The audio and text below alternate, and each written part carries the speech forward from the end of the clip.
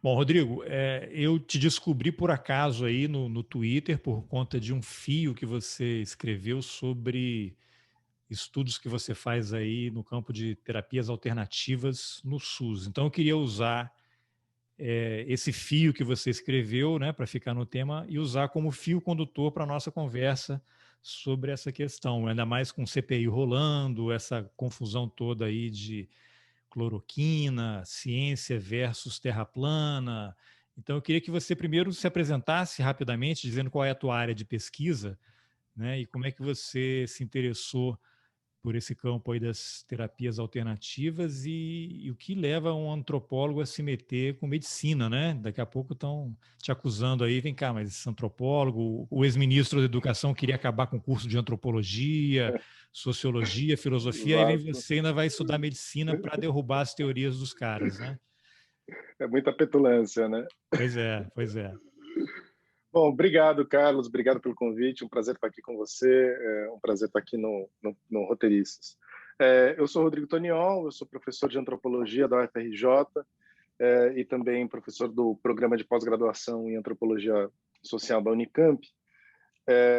Acho que além do tema de estudos relacionados à saúde, tem um outro tema que diz um pouco sobre o meu lugar de fala, o lugar a partir do qual eu estou pensando essas coisas, e já vou explicar um pouco isso melhor, que é o campo da religião. Estou dizendo isso porque nesse momento eu estou ocupando a função de presidente da Associação dos Cientistas Sociais da Religião do Mercosul, que é uma grande associação de pesquisadores do tema da religião.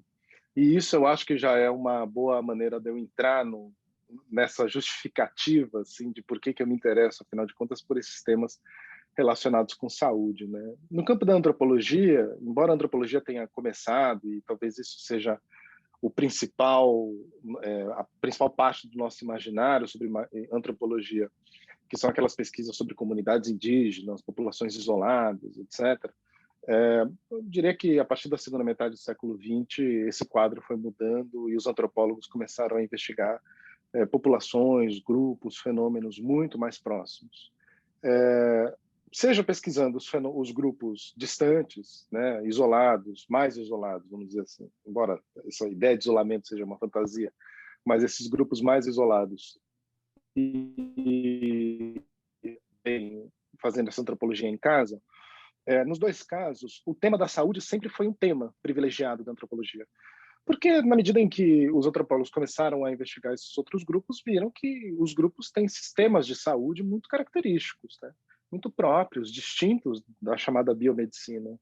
E quando os antropólogos, então, entraram nessa antropologia de casa, eles também passaram a tentar fazer um esforço de olhar para a própria biomedicina como algo cultural, como um fenômeno que diz muito sobre esse nosso mundo, né? Que diz muito sobre como a gente imagina o mundo. Né? Então, eu diria que o campo da saúde para a antropologia sempre foi um campo muito estável. Né?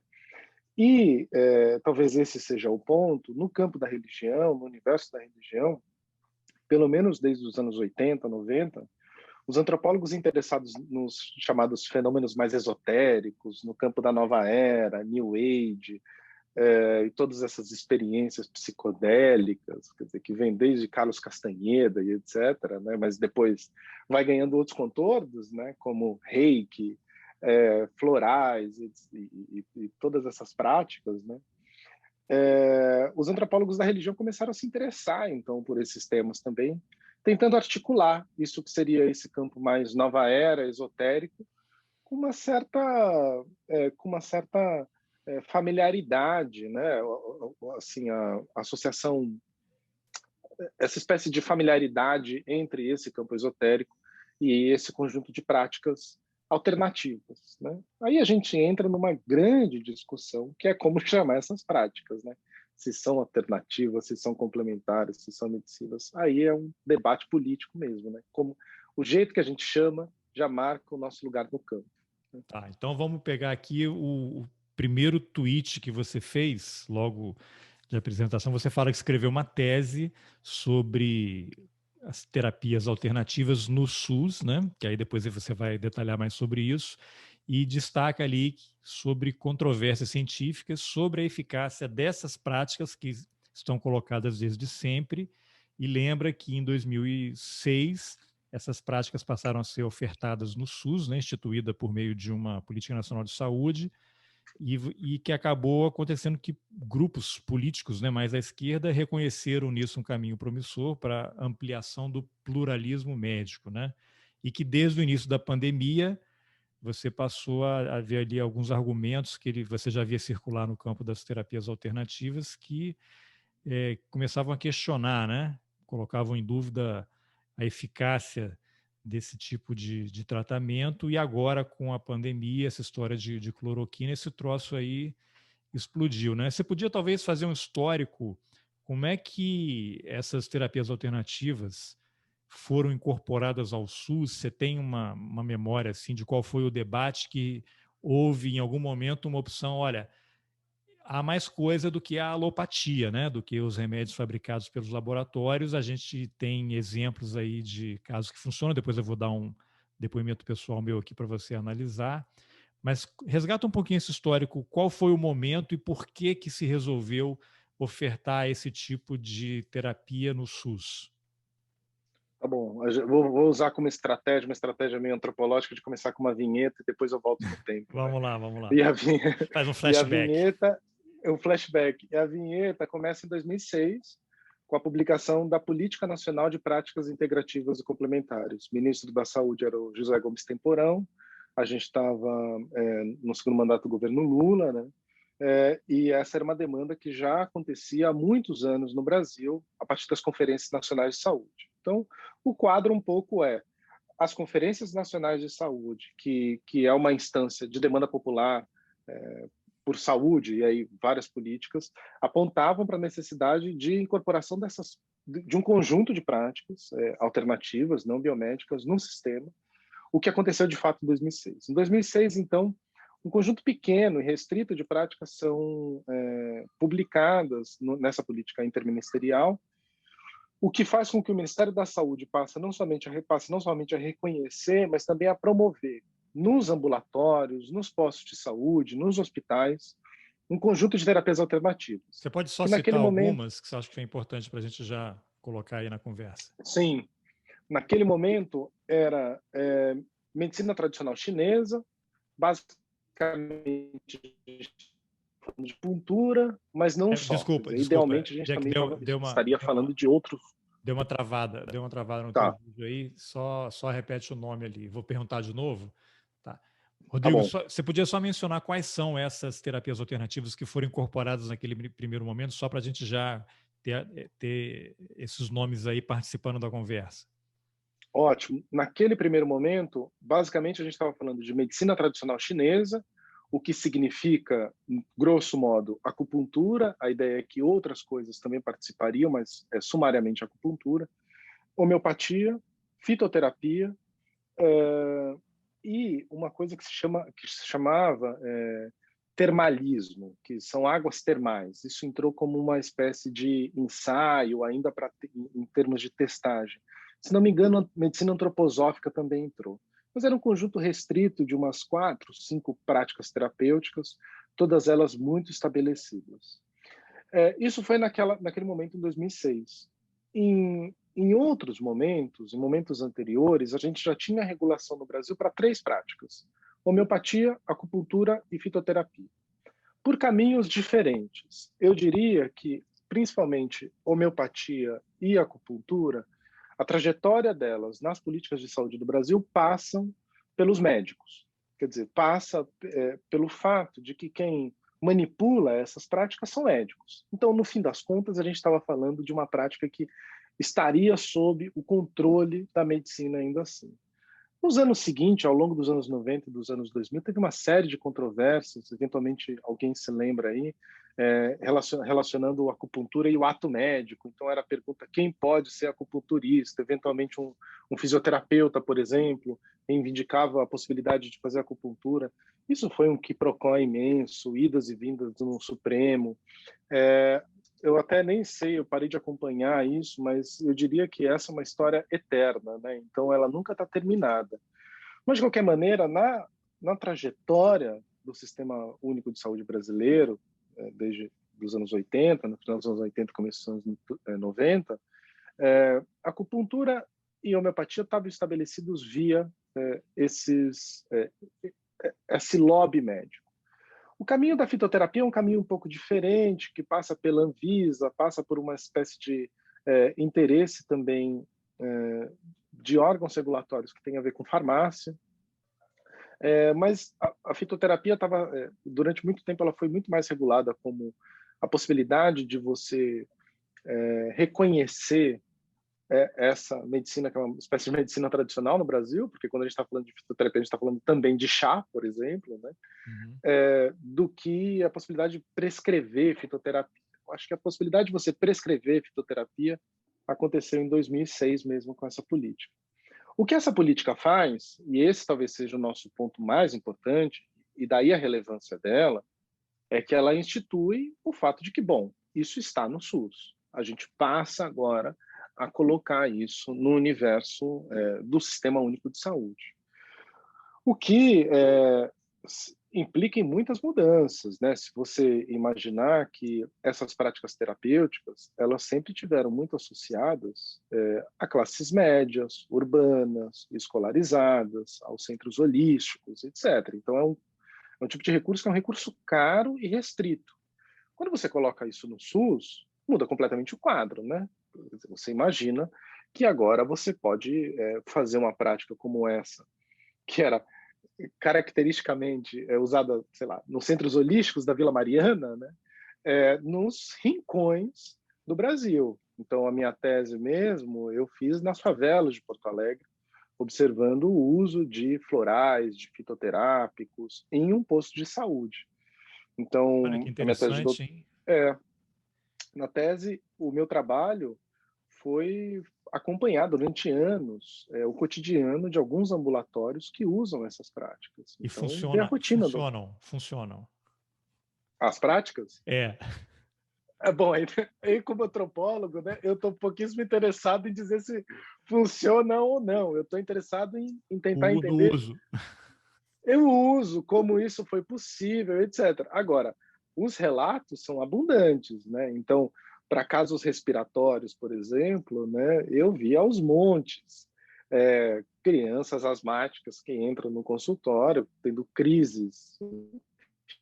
Em Porto Alegre, aquele lugar úmido, etc., que chegam lá com problemas muito sistemáticos assim de asmas, e aí o tratamento com homeopatia, por exemplo, resolve a situação. Mas a controvérsia científica está posta. A gente pode entrar nela logo mais, porque Sim, que para eu vou usar muitos... o meu caso super polêmico. Então.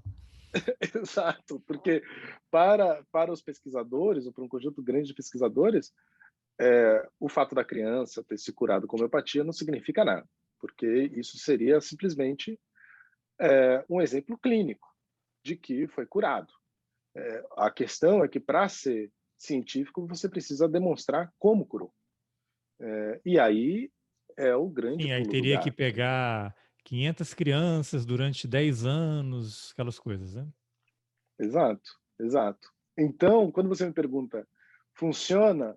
Bom, do ponto de vista dos relatos, das narrativas e como essas pessoas incorporam as histórias de vida delas em função dos problemas de saúde que elas tiveram, não teria dúvida nenhuma em dizer funcionam. Os relatos são aos montes, são aos E milhares. aí você entra no momento que você fica no limite ali entre a lenda urbana, né, a ciência, o pessoal que vai para as teorias do QAnon. Eu vou já introduzir a questão da homeopatia, que é um caso que aconteceu comigo. Eu, a vida inteira, desde que eu me entendo por gente, eu tinha crises de garganta, né, infecção na garganta, amidalite, inflamada, aquela coisa com pus, né? Você tinha que tomar antibiótico. Passei a vida tomando antibiótico, eu tinha 2, 3 crises por ano de ficar com febre altíssima, uma semana sem ir para a escola e tal. Até a vida adulta, e o auge foi quando um médico fez lá uns exames e tal, no laboratório, e me receitou 15 dias de injeção, 2 injeções por dia. E aí era aquilo, passavam-se alguns meses depois do fim da medicação, eu tinha outra crise, né? O cara vai testando lá qual era a bactéria, o que tinha que fazer e vai achar um antibiótico novo. Até que eu fui a uma homeopata, ela me deu lá umas bolinhas, e tem 20 anos que eu nunca mais tive nada na minha garganta. E aí outro dia eu comentei no Twitter aí de uma pesquisadora, ela não está aqui para debater, não vou citar o nome dela, que tinha um evento lá que falavam de homeopatia, eu citei esse meu exemplo. Aí logo começaram a entrar pessoas, não, isso é a causalidade. Se você passar por uma rua pela primeira vez, achar uma nota de $100, significa que toda vez que você passar naquela rua vai... Enfim, não tem nada, mas no meu caso foi 100%. Tem 20 anos que nunca mais aconteceu comigo, e os meus filhos, minha filha, por exemplo, que desde pequena tinha infecção no ouvido. Ela tomava vários antibióticos, com 2 anos com crise, teve que fazer uma cirurgia para colocar um tubinho no ouvido, que era uma coisa que acho que nem se faz mais. Depois que ela passou a tomar homeopatia, ela nunca mais teve crise. Começou a sentir dor, dá lá as gotinhas, o negócio regride. Enfim, então você tem 2 casos na família que foram 100% de sucesso, né? Aí eu jogo a bola, essa encrenca, para você comentar. É difícil, né? Eu diria que o princípio é esse. A métrica da medicina baseada em evidências depende de testes duplo cego, placebo, randomizado, etc., que envolve uma série de critérios que, inclusive, são muito difíceis de serem aplicados para várias dessas práticas. Vou dar um exemplo muito concreto. Eu acompanhei um ambulatório de dor em Porto Alegre que usava acupuntura. Um lugar histórico da cidade, no centro da cidade, então, basicamente, as pessoas que morriam de dor na coluna, ou, enfim, qualquer tipo de dor, dores difusas pelo corpo, elas iam parar lá para tentar tratar a dor, né? Então, é justamente lidar com o fato de que a pessoa tem dor. E o que se usava ali era acupuntura. Agora, veja, na hora de você... acupuntura a partir da medicina tradicional chinesa. A medicina tradicional chinesa imagina o corpo, lida com o corpo, a partir dos canais energéticos, dos Xs, dos pontos energéticos. Então, tem toda uma lógica de entendimento do corpo que não é uma lógica biomédica, né? Não passa pela mesma estrutura corporal. Você lida com outro tipo de corpo, né? Imagina que, para você conseguir provar que a acupuntura, a partir da medicina tradicional chinesa, funciona, uma das coisas que você deve fazer é fazer teste com grupo controle, ou seja, você dá, né, se fosse um medicamento, você dá um placebo para um grupo e você dá um medicamento real para outro grupo.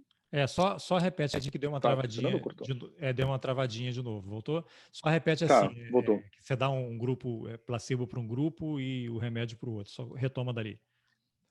Então, você dá um placebo para um grupo, o remédio com princípio ativo para outro grupo e faz a comparação.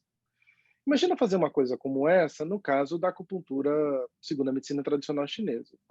Onde está a impossibilidade? Porque eu não consigo agulhar, não consigo fazer um agulhamento fake, né? Porque basicamente, na lógica da medicina tradicional chinesa, a partir do momento que eu introduzo uma agulha, eu já estou alterando a estrutura da circulação energética daquele corpo.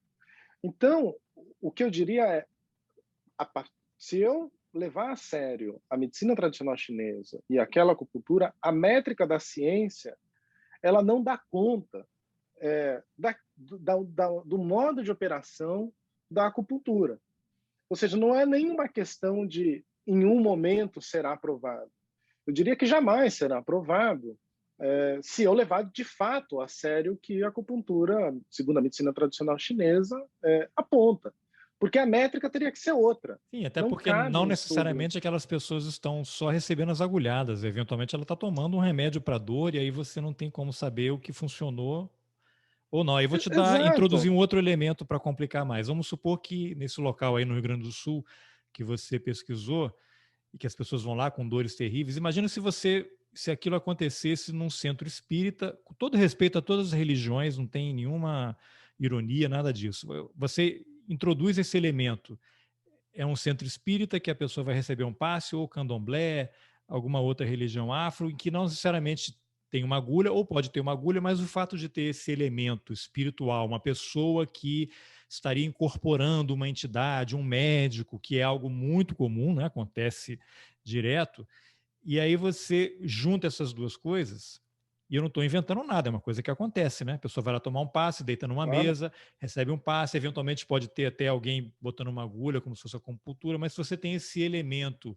religioso no meio, aí vira uma confusão ainda maior, né? Para você tentar separar uma coisa da outra, e aí você passa a poder justificar qualquer coisa que você quiser, né? Faz sentido isso? Não, faz total sentido, faz total sentido. Acho que diz sobre essa dificuldade de prova científica nesse modelo medicina baseada em evidências, que todas essas práticas têm que lidar. Agora, é claro que fazendo essa tese, depois os meus próprios orientandos também pesquisando o tema, tem vantagens muito interessantes nesse campo da medicina, das práticas terapêuticas, né, das terapias alternativas, porque, do ponto de vista do gestor, eu estou pensando, então, vamos nos colocar, convoco vocês a fazer um exercício de colocar no lugar de gestor de saúde. Vocês são lá secretários numa pequena cidade, num município do interior, ou mesmo de um grande município. Uma encrenca, Tem né? O uma encrenca, cara tá né? lá com a Porque encrenca para resolver. você está com a encrenca. A encrenca é a seguinte: você tem poucos médicos, uma fila enorme, uma população idosa. Essa população idosa que chega para o atendimento num posto de saúde, ela, comprovadamente, ela tem questões que são questões muito difusas. Então, é a dona Maria, o seu João, que chegam lá para o médico e falam: estou com dor nas pernas. Que é tudo e não é nada, né? Quer dizer, é esse tipo de questão que, basicamente, a saída do médico é atendê-la muito rápido, ou seja, não tem um espaço de escuta e dá para ela um saco de remédio, né? Volta daqui um mês tomando esse saco de remédio. A partir do momento que esse gestor incorpora algumas dessas práticas na rotina do posto de saúde, pode haver, e isso acontece, e isso me parece ser sempre muito positivo e As interessante como práticas, você está experiência, falando as práticas alternativas, né? as Incorpora essas práticas práticas. alternativas. Isso. Por exemplo, cria um grupo de yoga no posto de saúde.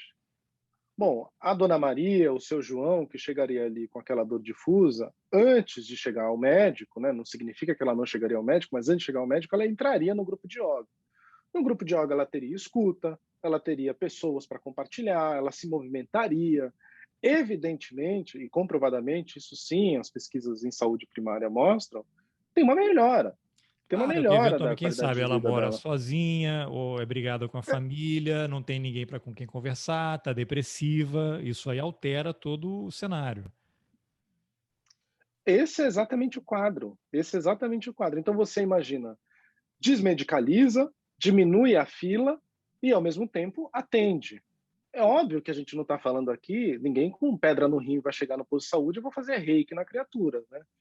O que a gente está falando aqui é nesse tipo de atenção primária, em que essas práticas de fato são interessantes. Agora, aí a gente chega nesse momento de pandemia, né? Em que a coisa começa a ganhar contornos curiosos e tem a ver com esse fio aí que você evocou, né? Porque no campo dos terapeutas, tem essa relação meio ambígua com a ciência, né? Porque, por um lado, eu não consigo provar que a minha prática... Então, imagina que eu sou um reikiano, faço reiki, um trabalho de imposição de mãos, que tem origem no Japão, e muito difundido no Brasil, muito difundido em vários países da América Latina, basicamente a imposição de mãos e troca energética. Uma prática que existe em vários lugares, é incorporada em alguns postos de saúde do SUS, e não tem, assim, não tem nenhuma evidência clínica ou nenhuma evidência de pesquisa muito robusta de que o reiki funciona. É claro que existem estudos, alguns estudos, esses estudos são sempre mencionados, mas são estudos de impacto fraco, eu diria, né?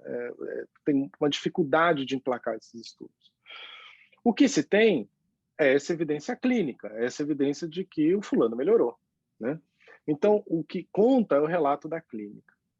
E aí chegamos no ponto da pandemia, em que, quando a coisa começou a acontecer, eu comecei a achar muito curioso alguns movimentos, porque a lógica que vinha sendo empregada para justificar a cloroquina, pelo menos nos primeiros momentos, era uma lógica muito semelhante a essas práticas das terapias alternativas, Ao em meu, que a ao meu comprovação, relato, ao meu relato da ao seu relato, homeopatia, igual o Alexandre Garcia falou, o exemplo que funciona é que o presidente Bolsonaro se curou tomando cloroquina. E aí o perfeitamente. senador Omar Aziz ou o Reis vão ouvir esse podcast, vão me convocar a CPI Você como está investigado, e aí eu vou dizer que me curei com homeopatia e eu vou sair algemado de lá. Como é que pode? Eu que sou contra a exatamente, cloroquina indevida, com uso indevido, eu que sou contra o governo Bolsonaro, vou sair preso porque fui arrolado como testemunha para defender a cloroquina. Não pode, né?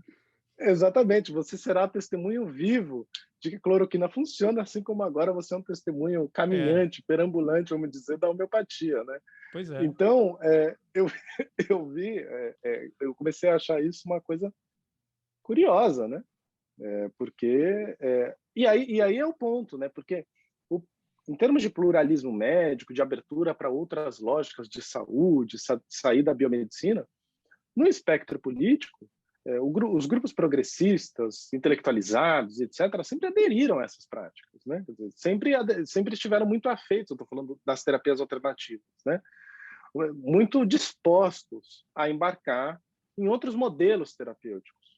Acontece que agora a gente entra num momento de curto-circuito, em que as mesmas justificativas utilizadas para mobilizar essas práticas no SUS são utilizadas agora para provar de que a cloroquina funciona ou que ela deveria ser aplicada. Afinal de contas, temos aqui, tal e qual a homeopatia, uma situação em que a clínica é a grande prova, é a grande moeda forte da coisa.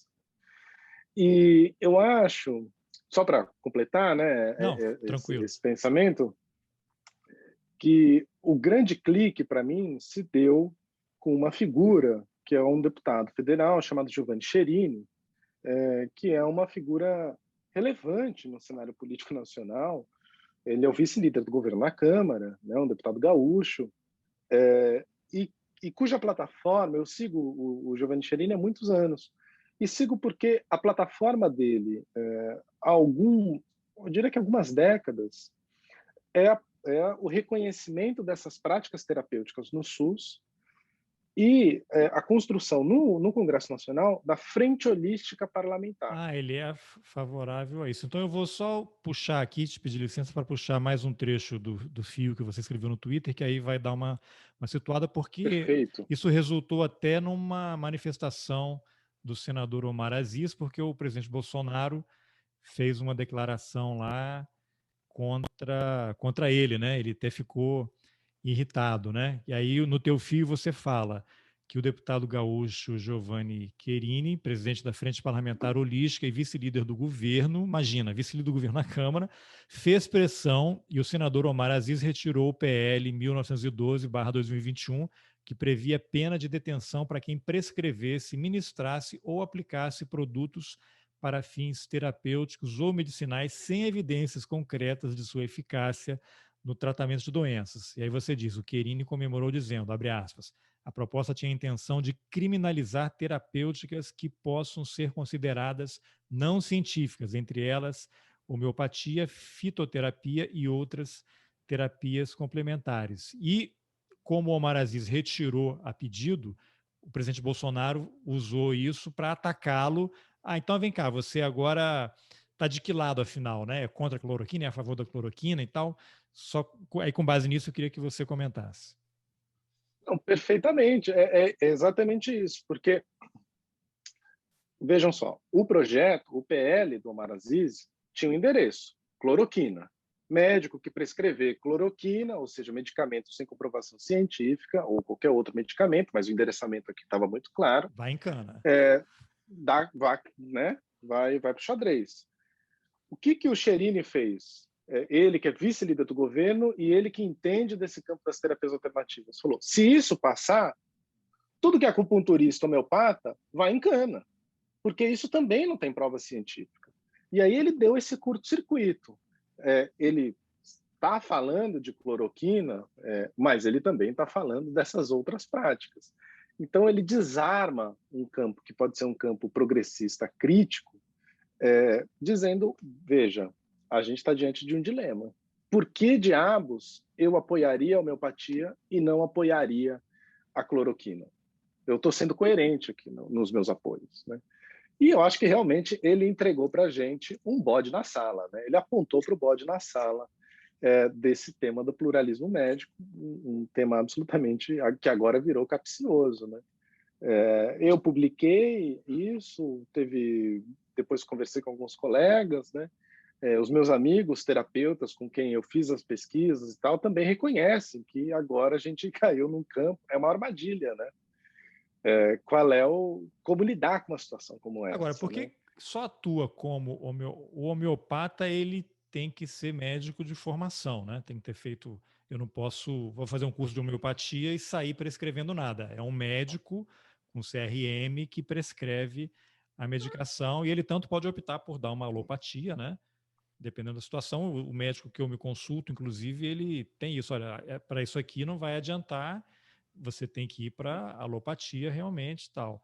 Agora, isso cria uma situação, porque eu não vou citar o nome também, espero que ele não descubra. Esse médico que eu vou, quando eu estava no Brasil, o cara é um eleitor louco do Bolsonaro, louco do Bolsonaro. E aí é outro curto-circuito. Eu comecei assim, eu não vou mais nesse cara, porque vai começar a pedir Claro, é atestado. um problema. O cara é bolsonarista, mas ele tá na homeopatia. Eu não sabia que ele era bolsonarista, né? Que o Bolsonaro não existia, né? Aí veio 2018, 2017 e o cara se revelou. Saiu do armário. Então, como várias outras pessoas. E aí eu fiquei. Mas é uma coisa que eu não consigo entender, porque assim, mas o cara ele é homeopata.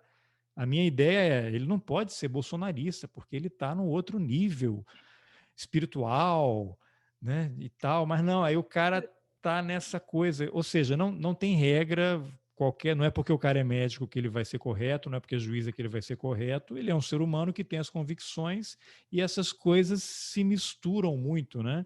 Se confundem e aí você fica perdido, né? Porque você vai na CPI mesmo, ontem teve aquela médica lá, a doutora Nisi Yamaguchi, e hoje teve a outra médica que ficou menos de um mês. Você vê ali que há um abismo, né? As duas médicas fizeram faculdade de medicina com visões opostas. E aí fica o paciente no meio. E agora, aproveitando esse seu gancho, né? Eu vou.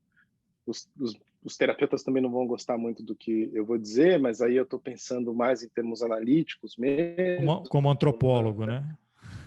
Quando, Você sempre se, mas como como antropólogo, antropólogo, né? né? Você se Eu estou refugia na usando antropologia. usando essa escusa metodológica, né? O escudo da antropologia.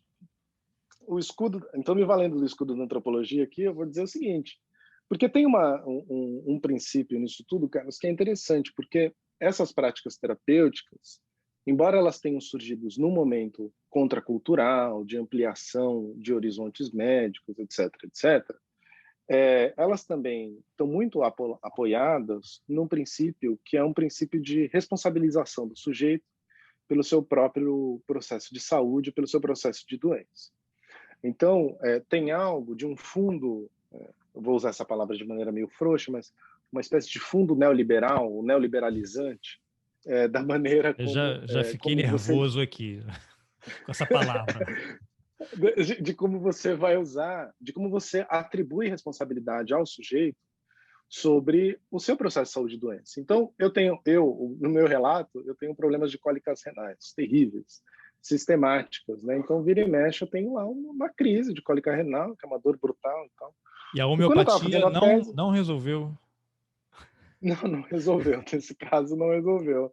Mas enquanto eu estava fazendo a tese, eu tive uma crise, e aí deu uma desaparecida lá de uns 15 dias do posto de saúde, e apareci de novo, estava fazendo trabalho de campo, falei, pô, e aí, sumiu e tal? Falei, tive uma crise e tal. Aí uma das terapeutas veio, né, e falou, isso, na verdade, tem uma questão que é um medo retido, né? Pedra dos Rins tem tem uma correspondência de medo. Essas correspondências todas, em termos de sentimentos e de como você se porta diante de si mesmo, é um princípio bem característico dessas práticas terapêuticas, né? Então, Se você tem asma, é porque, sei lá, se você tem gastrite, é porque você não está colocando para fora algumas coisas que você deveria colocar. Tem correspondências muito usuais. O que tem dois lados. Por um lado, isso é muito legal, porque eu posso imaginar que então a cura depende de mim. Eu tenho a potência da cura, né? Eu me empodero da potência da cura disso. Basta eu parar de ter medo que eu vou parar de ter essa dor terrível da pedra no rim. Por outro lado, tem um grau de responsabilização pela minha doença que é absolutamente individual, em que eu apago qualquer elemento comunitário, qualquer elemento de situação social e etc., e passo a me responsabilizar pela minha diabetes, por exemplo, né? Passo a ser o único responsabilizado pela minha diabetes. O que eu estou querendo dizer com isso, com essa história, é que esse princípio de responsabilização de saúde das terapias alternativas é um princípio em que eu também reconheço numa certa medicina, que é uma medicina muito perigosa, que é uma medicina pouco coletiva, que é uma medicina que nada tem a ver com a medicina sanitarista, que nada tem a ver com saúde coletiva, que nada tem a ver com saúde de família, etc. É um tipo de medicina individualizante. E aí eu reconheço um certo risco, né, nessas práticas. Então, estou querendo Porque dizer ela que pode ficar num limite ali com o charlatanismo também, né?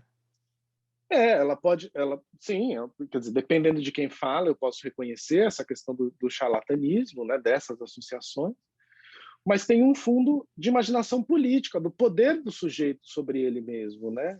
Tem uma espécie de descoletivização da doença, Sim, que né? aí vem aquela história que é o debate aí afinal, qual é o poder do Estado sobre o cidadão? O Estado vai me obrigar a tomar uma vacina e aí eu vou ter que Uhum, tomar ou eu tenho opção de não tomar? Mas se eu não tomar, eu posso uhum, contaminar o meu bairro, a minha cidade. uhum. E aí, qual é o momento em que o Estado tem que atuar? Assim, não, você vai ter que tomar essa vacina. Exato, exato. É isso, né? Então, é muito. E você deu o exemplo da homeopatia, que sim, é mais regulada pela medicina. Agora, outras práticas terapêuticas, como o reiki, não tem sindicato de reikiano. Então a pergunta seguinte é: quem regula esse negócio? Eu nem sei, Quem são os o reiki? que que é reiki? É essa prática de imposição de mãos. Então Ah, eu sim, a imponho as minhas energia e mãos tal. É engraçado é, porque como um talvez passe, como um. você ainda é irritantemente jovem, talvez não se lembre, mas o Fernando Henrique, quando foi presidente da República, outro dia teve um jornal aí acho que do Ceará, quando o Fernando Henrique se encontrou com o Lula, eles fizeram uma matéria assim, quem foi Fernando Henrique Cardoso? Quem é? Para os leitores jovens que não viveram aquele período. Eu achei muito legal, Não exagera, porque não exagera. não, eu achei porque assim, a galera que tem 20 anos não pegou o governo Fernando É, Henrique, né? Estava nascendo então. ali, então não tem essa memória, talvez. Mas aí fizeram essa matéria. Mas o Fernando Henrique tinha como chefe da Casa Militar um general, o general Alberto Cardoso, que, se você for pesquisar aí, quem tiver curiosidade, ele é espírita e ele frequentava uma casa lá em Brasília em que pessoas se reuniam para dar passe.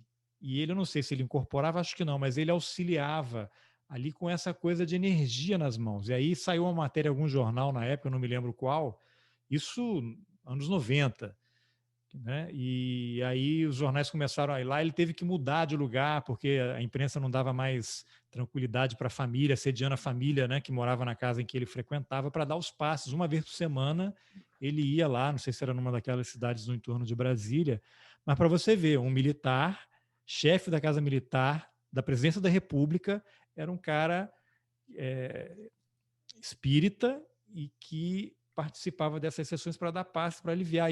Uma vez eu o entrevistei e ele, logo depois de terem saído as matérias, ele falou para mim: eu tive que mudar de lugar porque a imprensa não deu mais sossego lá para aquela família. Mas o que eu posso dizer assim que as pessoas não têm ideia do poder mental que cada um de nós temos e a capacidade que nós temos de repente, ajudar numa autocura. Uhum, Um uhum. general do exército. Bom, mas isso foi depois do Fernando Henrique ser ateu para o Boris Casoy, né? Não, bem Naquela... depois. Não, o Fernando Henrique era presidente, né? 85, Do claro, Boris claro. Casoy, ele era candidato a prefeito, né? Exato, exato. Não, depois eu já rezava terço, início, tudo. Então, mas aí para você ver como é que essas coisas são muito complicadas, né? Não, são muito. E nesse campo médico, né, eu acho que a gente tem uma certa imaginação dessa ideia de uma certa racionalidade científica como incompatível com esse universo da medicina, mas a Associação Médico-Espírita no Brasil é absolutamente relevante, está presente. Então, são médicos espíritas que atuam na caridade, mas que mais do que isso, eles estão presentes nas principais associações científicas médicas do país, né? Então, são figuras completamente relevantes e que têm essa identidade religiosa muito marcada. No caso do reiki, né, só para terminar aquela fala, em que é a imposição de mãos, não tem sindicato de reikiano. Não tem. Então, quem é que regula isso? Como é que você faz um concurso para reikiano? Quem seriam os reikianos que poderiam usar a estrutura do SUS para atender com o reiki? Então, essa Mas o política ela é reiki está curiosa. previsto já nessas terapias alternativas e já é usado em alguns lugares. Sim, Desde está nos postos de 2006. saúde. Depois, né, porque teve várias medidas Assim, que foram tá. incorporando os outros, né? Mas aí você cai, é essa coisa um pouco estranha, né? Porque você produz a lei e fala o SUS agora vai oferecer isso, mas você não fala exatamente quem é que você vai contratar. Como é que você faz um concurso para isso, né? Como é que você faz um concurso para alguém que receita florais de bar? Quem regula isso? Qual é o diploma de alguém que pode... Como a legislação está descasada do mundo real, não precisa ir tão longe. Você fala no governo Lula tornou obrigatório o ensino de história da África e você não tinha professores capacitados para dar uma aula adequada sobre a África para os alunos, né? Exato. Bom, aí tem uma coisa de uma estratégia política que é, primeiro a gente faz passar, depois a gente vai apostar que essa política ela vai, E aos de alguma poucos maneira... os profissionais vão chegando, né? Exato, Você cria a exato. possibilidade de ter, né? E depois vai preenchendo. É.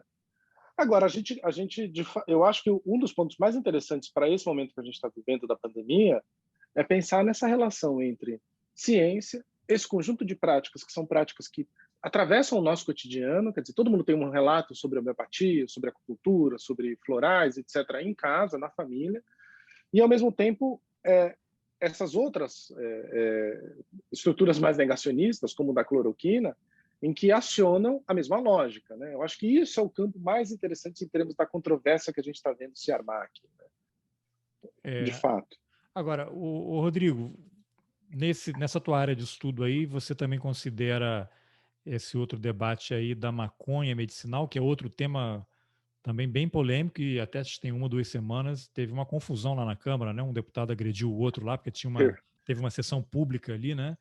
Para O discutir Renato Teixeira, acho, né? com o Paulo Pimentel, uma coisa assim, né? Foi Paulo, agredido, que ele estava presidindo ali a sessão. Essa história da maconha, o uso medicinal da maconha também faz parte do seu campo de estudo? Isso é curioso, porque essas práticas, a gente pode pensar que tem dois conjuntos de práticas. Essas práticas que eu estou mencionando, reiki, floral, acupuntura e tal, e tem o que a gente pode chamar de medicina tradicional, que são medicinas das populações indígenas, das populações quilombolas, onde entraria, ou onde poderia entrar, por exemplo, a ayahuasca. Isso é um grande problema, um grande Outro, debate, né? Outro problema. outro, né, imenso. Mas o que eu posso te dizer é o seguinte: essas políticas, a política de medicina tradicional, que tem a ver então com essas populações, e a política de práticas integrativas complementares, que tem a ver com essas terapias alternativas, elas não se conversam muito. Então, maconha, ayahuasca, etc., elas não entram. Não que maconha entre como medicina tradicional, é uma outra coisa. Para responder de maneira muito objetiva, não entram na minha pesquisa, embora eu reconheça que que quando a gente começa a falar de pluralismo médico e de abertura, e isso sim, essas práticas atuam para, vamos dizer, esgarçar o campo, que seria um campo de uma medicina possível, aí entra todas essas outras práticas possíveis, né? Como, de fato, o uso terapêutico de maconha, né? Tem colegas que pesquisam isso, mas eu mesmo nunca entrei nessa Tem seara. até o general Vilas Boas, né, que tem problemas físicos, né? Ele estava usando e até, não sei se ele chegou a se manifestar ou alguém comentou que ele também era favorável que isso fosse aprovado, porque para ele tem um efeito muito positivo em termos de diminuição de dor e desconforto, né? O canabidol, enfim, totalmente canabidiol, É, canabidol, acho que é é, totalmente estabelecido em outros lugares, né? Mas agora o que que você acha que vai, como é que vai avançar por conta, aí vamos focar nesse projeto de lei, né, que é o que prevê isso tudo. Você ficou meio travado, você acha que é um debate que vai ser adiado? Ó, o cachorro, o meu também faz isso de vez em quando, um pequeno. Apareceu aqui. Mas você acha que esse é um Então, debate que vai ficar travado agora por conta da pandemia? olha, a minha sensação é a seguinte, porque isso não é uma jabuticaba brasileira. Isso é um processo que a gente consegue reconhecer em vários lugares, tem a OMS, então eu mesmo já fiz pesquisa nos arquivos da OMS, lá em Genebra, morei lá olhando para esses arquivos, olhando para como isso está se desenvolvendo em vários países. Então, a minha sensação é que isso é de fato um caminho sem volta e que essa abertura para essas outras práticas ela vai acontecer e vai continuar acontecendo. E é o que tem acontecido. Então, a cada 2 anos aparece uma matéria no jornal de grande circulação mostrando um conjunto de novas 10 práticas que foram incorporadas no SUS. Aí entra dança circular, entra, enfim, terapia comunitária, entra hipnose, entra um monte de coisa. É claro que a capacidade do SUS de atender com essas práticas é reduzida, mas eu entendo que no jogo da política tem uma tentativa de vamos aprovar e depois a gente vê o que acontece. Depois a gente tenta, por parte dos terapeutas e de quem está fazendo lobby para essas práticas acontecerem. Né? A gente aprova, depois a gente vê. Depois a gente tenta lutar pelos concursos, etc. O que há, de fato, no Brasil é uma política muito progressista, eu diria, em termos de abertura para o pluralismo médico, a despeito do grande lobby dos sindicatos médicos espalhados pelo Brasil, tentando frear essas práticas. Então, até é curioso, o CIMERS, que é o Sindicato Médico do Rio Grande do Sul, tinha uma inserção na rádio durante muitos anos em que eles atacavam essas práticas terapêuticas, dizendo que elas não funcionavam, não tinham comprovação científica, etc.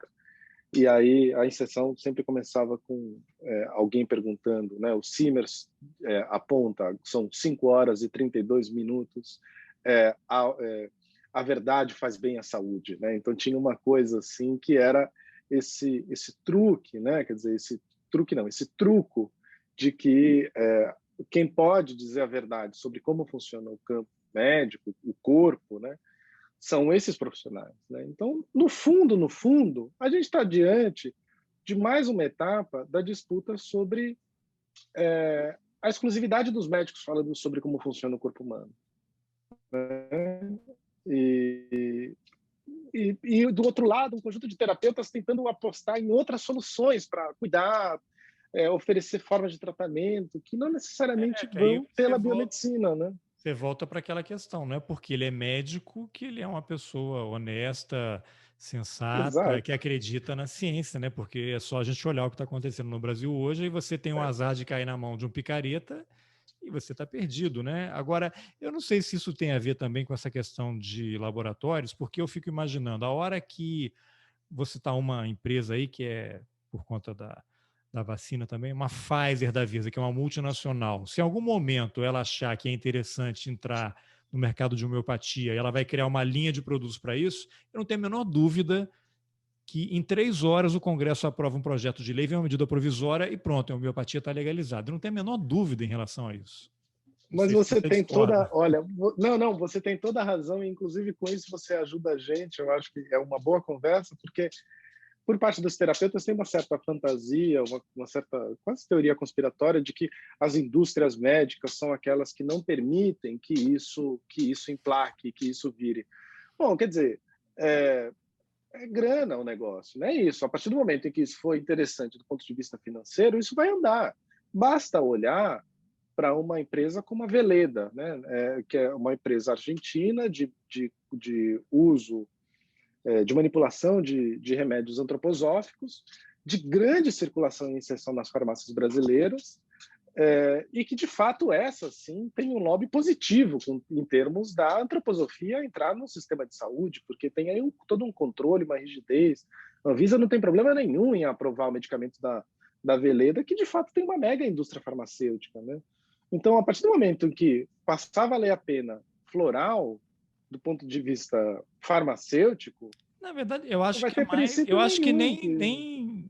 eu acho que é só uma decisão. A hora que tiver lá um analista da empresa, olha, agora a gente identificou aqui que há um mercado potencial aqui para floral de baia. A gente pode lançar várias linhas. Aí, assim como tem aquele representante do laboratório que vai lá, vai com a maletinha para levar as amostras grátis para o médico, ele vai puxar ali também um Exato. floral, um vidrinho ali de homeopatia. A mesma coisa com cigarro de maconha, né? Que aqui nos Estados Unidos já tem alguns estados que produzem. A hora que a Philip Morris achar que eu vou ter Arizona Continental, não sei que outras marcas de cigarro tem, mas vai ter aqui também um de maconha. A hora que elas resolverem entrar no É, mercado, eu até entrevistei um amigo meu que tem um blog na revista Veja, aí no site da Veja, sobre maconha, né? O uso, né? E o mercado de maconha. Ele, depois eu vou até deixar o link também nas informações do episódio. E ele comentou comigo, não, mas é porque essas empresas têm o compliance, né? Eles não querem associar a isso. Eu, na hora, até concordei com ele em relação a isso, mas eu falei, meu caro, eu não tenho a menor dúvida que a hora que essas empresas acharem que tem que entrar no mercado, eles mudam toda a legislação e aquilo que era feio até ontem passa a ser bonito hoje.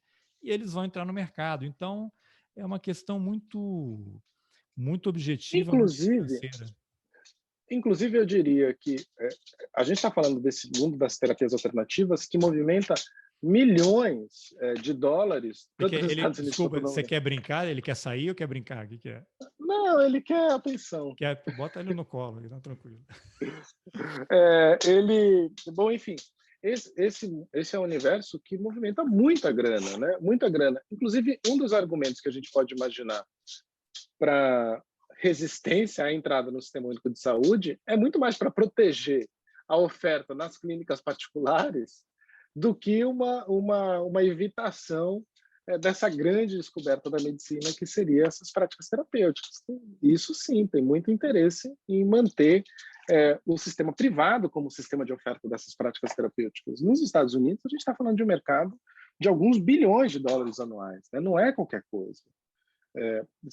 Essas práticas nos Estados Unidos, a osteopatia, por exemplo, entra nas práticas. Você imagina só o mercado de osteopatia nos Estados Unidos, né, que tem a ver com esse tipo de massagem, etc. Não é exatamente uma massagem, né, mas uma correção, enfim, uma correção muscular e uma correção óssea, né?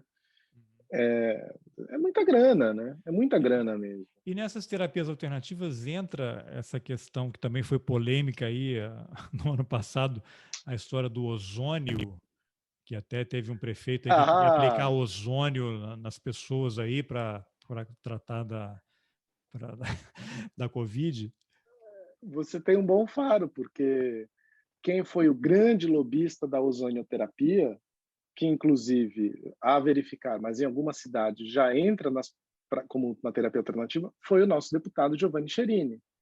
Ele, deputado gaúcho, foi um dos grandes lobistas, convenceu o Osmar Terra a fazer aquele papelão e levar para o alto escalão do governo essa defesa. O Giovanni Cherini conseguiu introduzir a ozonoterapia em um hospital público da Restinga, que é um bairro muito pauperizado de Porto Alegre.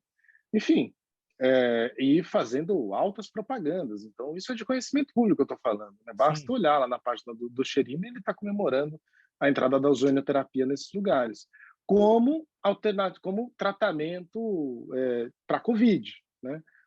Então, aí é curioso, porque a ozonoterapia já estava no debate das terapias alternativas. Ele Não sei tá exatamente incluído, como. né, nessa do SUS aí, já faz parte. Eu tenho que olhar a política nacional, não tenho certeza, mas em políticas estaduais e municipais, eu tenho certeza absoluta que alguns municípios já incorporaram a ozonoterapia como parte. Porque se você olha aí em qualquer rede social, a hora que surge o assunto, aparecem milhões de pessoas defendendo com relatos como esse que eu fiz da homeopatia, né? Exato, exato. Então é isso, né? Isso, aí a gente consegue enxergar mais uma vez o vínculo entre coisas aparentemente distantes. Ozonioterapia do Osmar Terra, o seu relato da homeopatia e a médica de ontem, da CPI, a Nise lá, falando de cloroquina, né? Então é uma coisa assim que realmente junta um balaio de gatos muito curioso, É, né? porque aquilo você vai usar a sua experiência pessoal, né? Você pode ter qualquer pesquisa, mas quando você tem uma experiência e que ela foi 100% positiva, é lógico que a sua tendência é acreditar naquilo que, pô, aconteceu comigo, ninguém me contou, né? Eu vivi isso. Exato. Então, isso aí é, como você usou muito bem o termo, deu um nó no debate, né? E agora, isso também está longe de se resolver, né, Rodrigo? Não tem. Completamente longe, porque, como eu disse, é uma questão de métrica. A métrica da ciência não alcança o tipo de modelo de prática terapêutica que essas terapias aplicam. Então vai ser um eterno debate. Vai ser um eterno debate, porque elas mobilizam racionalidades distintas. A métrica da ciência jamais vai comprovar que o seu canal energético X está interrompido e que eu preciso desbloqueá-lo. No máximo, ela vai dizer, bom, a agulha está agulhando aí um nervo. Mas se ela falar de nervo, ela já não está mais falando de medicina tradicional chinesa, ela está falando de biomedicina. Então,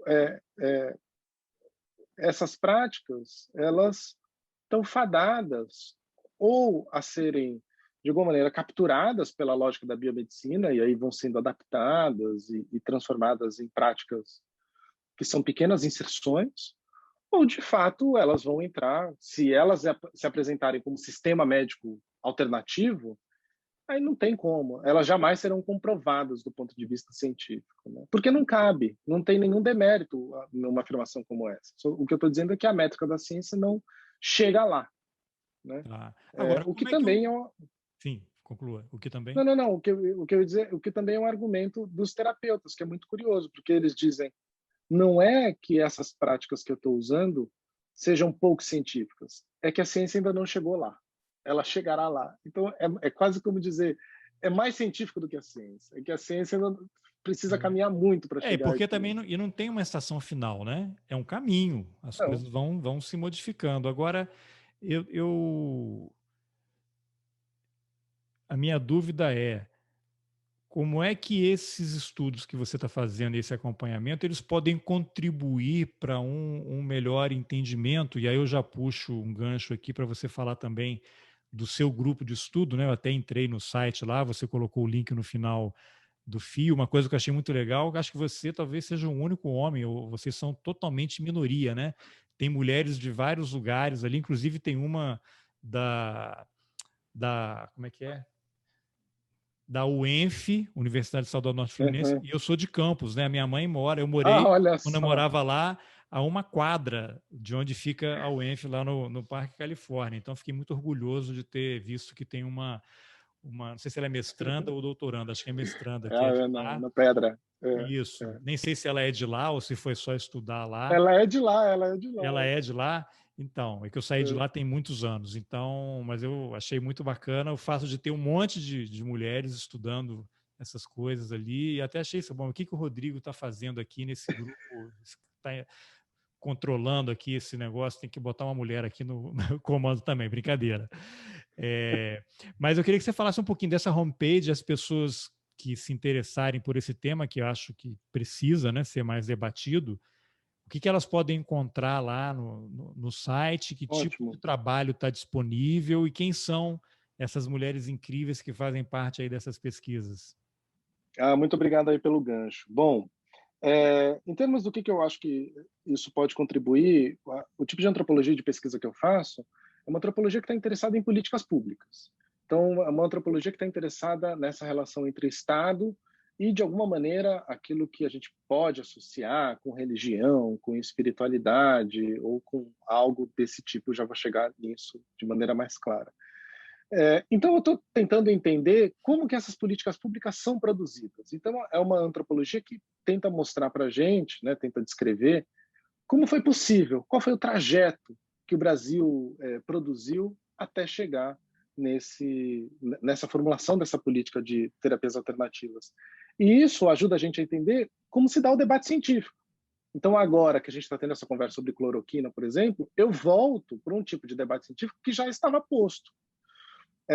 Então, nesse caso, é um tipo de antropologia que ajuda a gente a compreender como o debate científico caminha e como esse debate científico está colocado no campo da política.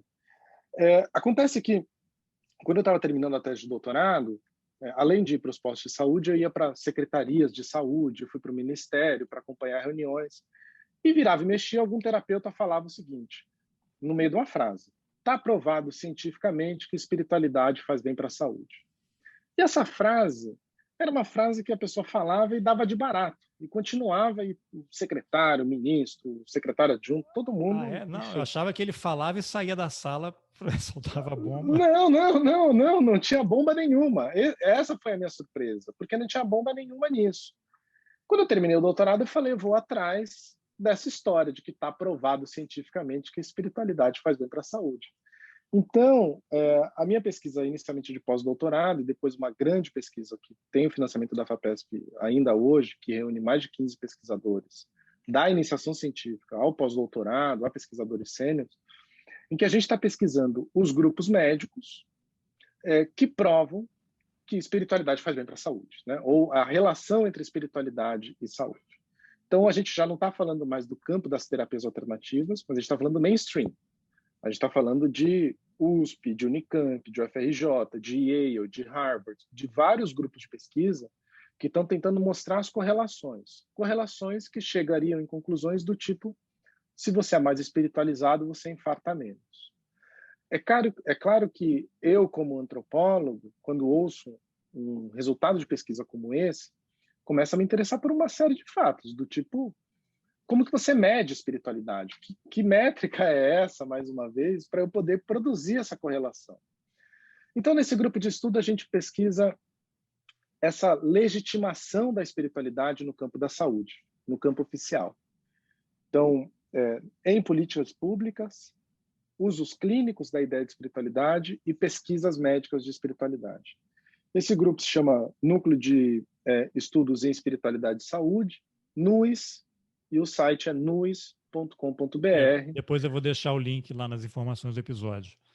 Ótimo. E lá vocês podem acompanhar as pesquisas que a gente tem feito, esses variados pesquisadores. E agora essa característica, né, de ter muitas mulheres, isso tem a ver com uma característica do campo. Eu diria que o campo de antropologia da saúde, e aí tem todo um debate, né, sobre as razões disso, mas é um campo dominado por mulheres.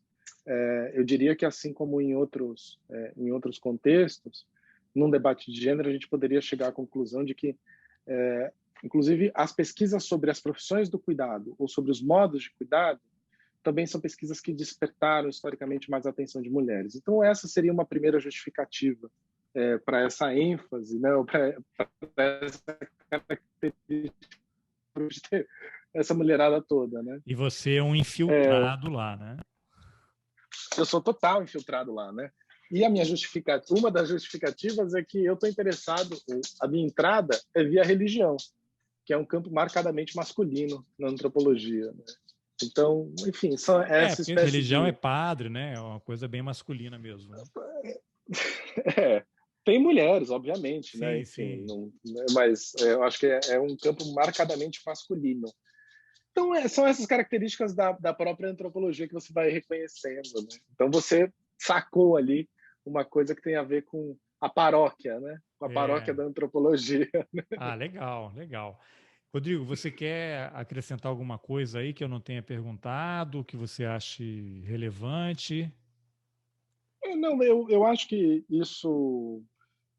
primeiro te agradeço, né? Eu acho que isso daqui é um papel interessante da gente estabelecer esses diálogos sobre essas pesquisas todas que às vezes ficam nos muros das universidades. E sim, até porque é um assunto que você ouvinte não lerá nos principais jornais. Vai ter uma matéria, eventualmente, em algum momento, e depois, 30 anos depois, só que você vai ouvir isso. Exato. E um pouco dizer que eu acho que a gente está num momento em que, de fato, defender a ciência também significa defender as ciências humanas. porque toda ciência é humana, e não só isso, porque entender como o debate científico acontece também é um passo fundamental para a gente defender ciência.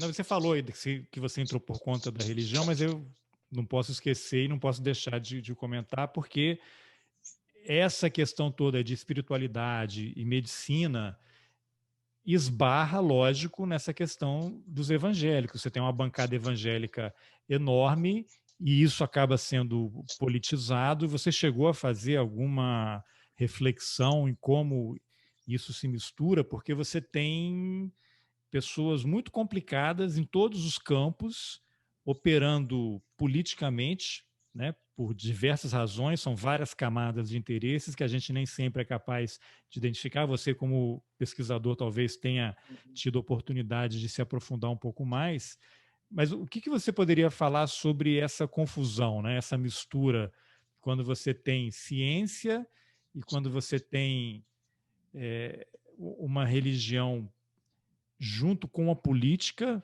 aí estou falando especificamente no caso dessa bancada evangélica, que os caras misturam várias coisas, né? Colocam um texto bíblico como se fosse legislação, né? Você teve recentemente a questão ali não me lembro, lá no Supremo Tribunal Federal, que era sobre a abertura das igrejas e templos durante a pandemia, que você tem um advogado-geral da União, que é um pastor, citando a Bíblia, passagens bíblicas, um outro advogado, e você tem um ministro supremo tendo, olha, não dá para usar a Bíblia como legislação aqui nesse debate, né? Você tem como fazer alguma reflexão aí sobre essa confusão que eu acabei de fazer? Bom, muitas coisas aí, né? Eu acho que esse é um campo que nós todos que estamos interessados em religião, a gente virou uma especialista em política também, porque no fim das contas a gente foi convocado a fazer isso, né? É porque a cada semana a gente é especialista numa coisa, né? Tem votação no Supremo, todo mundo é advogado, aí vai para medicina, todo mundo é médico. Não, mas nesse caso a imprensa indo atrás também, né? Porque nesse Claro. caso tem a ver com entender sobre esse grupo, que é um grupo enorme e que a gente deixou de lado durante muitos anos e que os antropólogos estão falando há muito tempo sobre as características e o modo de operação de vários desses grupos no campo da política. Né? Tem até um livro que eu comecei a ler que eu quero entrevistar o autor, que é o livro O Povo de Deus, que faz uma análise...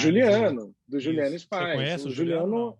Não. Ele é excelente. A gente então acabou de convidar ele. Já te peço para você me ajudar a falar com ele depois.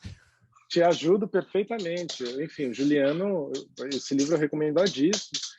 O Juliano, inclusive, eu sou editor de uma revista e eu convidei o Juliano para ele debater um artigo sobre evangélicos à esquerda, que eu acho que é um outro debate que a gente tem que fazer, porque é a necessidade da gente entender que esse é um campo plural, e aí identificar a pluralidade nesse campo. Caso contrário, o setor progressista da sociedade está deixando de dialogar com basicamente 50% da população. É interessante, porque antes de eu deixar você falar, que eu fico interrompendo todo mundo sempre, mas como você é homem, eu não vou ser acusado de estar interrompendo as mulheres. Eu entrevistei há pouco tempo o Bruno Paes Manso, que escreveu A República das Milícias, e o próximo livro dele vai ser sobre evangélicos, né? Essa transformação que criminosos passam quando passam a ter contato com religião, ou seja, porque foram presos na comunidade. Você tem esse fenômeno dos traficantes de Cristo, né? No Rio de Janeiro tem a história do cara bota a bandeira de Israel lá em cima e o cara controla e expulsa pessoas de outras religiões. Eu acho que são temas... Depois vocês até deveriam conversar com o Bruno também, porque acho que vocês têm muito a trocar de ideias aí. Não, com certeza. Bom, enfim, esse papo é longuíssimo, né?